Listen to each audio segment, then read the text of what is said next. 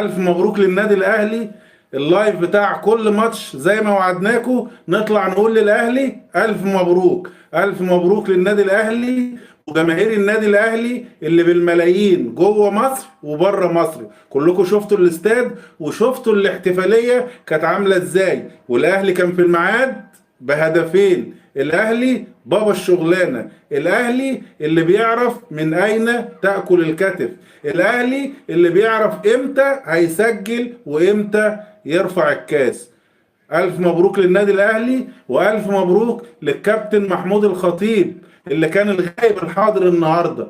ألف مبروك وألف مبروك الكاس اللي هدوه هدية لروح الأستاذ العمري فاروق الوزير الأسبق وعضو مجلس إدارة النادي الأهلي.